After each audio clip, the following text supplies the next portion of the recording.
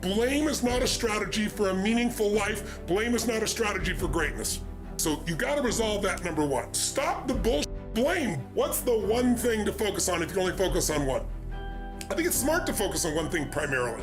Focus on too many can be overwhelming. Other people, it's good to focus on multiple things. It depends on your personality. So I wouldn't presuppose. But then the answer would be whichever thing you're most desirous of changing, whatever thing is giving you the most pain. So you probably have to work on both your business or financial side and some personal side. I would be working on both. And to me, the way to attack that, if you're not sure which areas to start with the body, I always teach physiology first, as you well know. If you change the body, you'll change the emotions. If you change the emotions, you'll change your decisions, you'll change the quality of your life. Because the quality of your life is your emotions. It's not what you get. You can have $1 billion and commit suicide. People have done it. You can have beautiful relationships and commit suicide. You can have people loving you and be sad all the time. Our pattern of emotion is our home. And you have to upgrade your home. You have to train it. And one way to train it is the emotion comes the way you move, the way you breathe, the way you speak.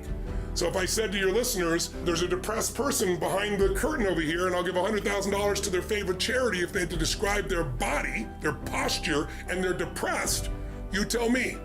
I'll just use you as the example. What does that person look like? All those physical characteristics change your biochemistry towards this feeling of being depressed, and in a depressed state, you won't do anything. When I used to be depressed, and I don't get it anymore, I just took it out of my life. I even took the language of it out of my life because the words you create a biochemical response. But when I did that decades ago, because I was like having those thoughts, is there a reason to still be here? That kind of crazy shit in your head.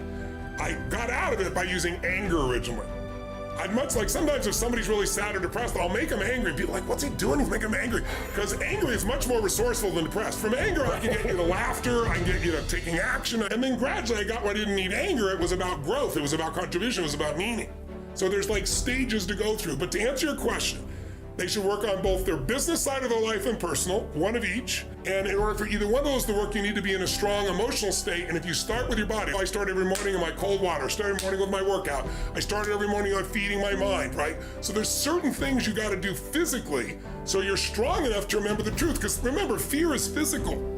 You feel it in your throat or your gut. So is courage. Courage doesn't mean you're not afraid. It just means you're strong enough, you push through in spite of the fear, right? And courage feels different in the body. So when you go lift or you go for a sprint or a strong run or you jump in that freezing water, when you push your mind to go beyond what's comfortable, you feel a strength inside you, and that strength will help you to change your body, your emotions, your relationships, whatever. But then the other thing I'm gonna say is model someone who's successful. Don't just do this shit by trial and error. Find somebody who has what you want, ideally maybe more than one person, 2 or 3, and figure out what are they doing different than you in their relationship?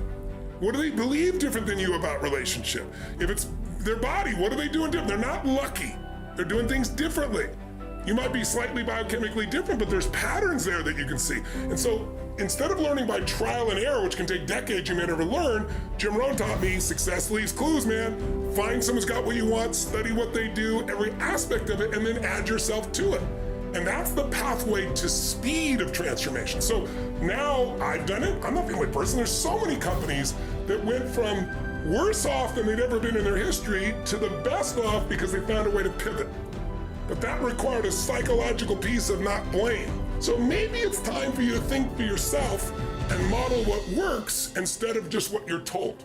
That's something to consider for yourself.